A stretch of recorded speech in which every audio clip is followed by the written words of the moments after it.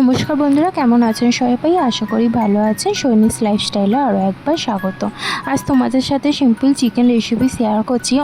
এই রেসিপিটা তোমরা অনেকেই জানো, তাও আমি আমার মতো করে করেছি, তাই তোমাদের সাথে শেয়ার করছি। অনেক দিন ধরেই তোমাদের কোনো ব্লগ শেয়ার করা হচ্ছে না, কেননা তোমরা সেইভাবে আমাকে সাপোর্ট করছো না। তোমাদের সাপোর্ট এবং ভালোবাসাতেই আমি এগিয়ে যাওয়ার মন পাবো।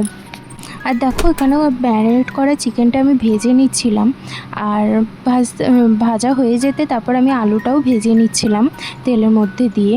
তারপরে এখানে একটু গোটা গরম মশলা আর জিরে ফোড়ন দিয়ে, তেজপাতা দিয়ে তেলের মধ্যে দিয়ে এগুলো একটু ভাজা ভাজা হয়ে এলে আমি এই গ্রেভির জন্য পেঁয়াজটা দিয়ে দিয়েছিলাম তেলের মধ্যে।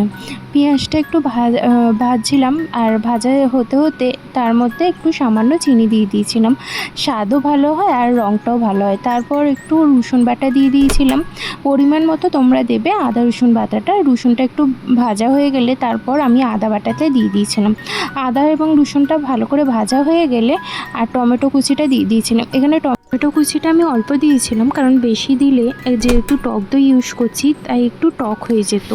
এখানে এক এক করে সব মশলাগুলো দিয়ে দিচ্ছিলাম, আর ওই যে ম্যারিনেট করা টক দই দিয়ে সেটা আমি এই গ্রেভির মধ্যে দিয়ে মাংসগুলো দিয়ে কষাচ্ছিলাম।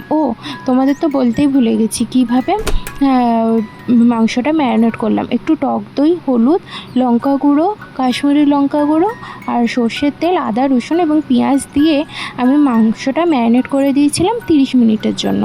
আর সেই মাংসটাই দেখো এখানে আমি ভেজে নিয়ে কষাচ্ছি। আর এখানে একটু গরম মশলা দিয়ে দিয়েছিলাম সামান্য, বেশি গরম মশলা দেবে না, কেননা গোটা গরম মশলা আমি তেলের মধ্যে দিয়েছিলাম। দেখো, আমার একটু মাংস থেকে তেল ছেড়ে আসতে আমি জল দিয়ে দিয়েছিলাম। আর এখানে আমি 15 মিনিটের মতো ঢাকা দিয়ে রেখে দিয়েছিলাম। আর তারপরেই আমি যেহেতু আলুটা ভেজে দিয়েছিলাম, তাই আলুটা সেদ্ধ হয়ে গেছে আর আমার চিকেনও রেডি হয়ে গেছে। আর দেখতে কেমন হয়েছে, খেতে তো খুবই ভালো হয়েছিল। আমাকে কমেন্ট করে জানাবে কিন্তু।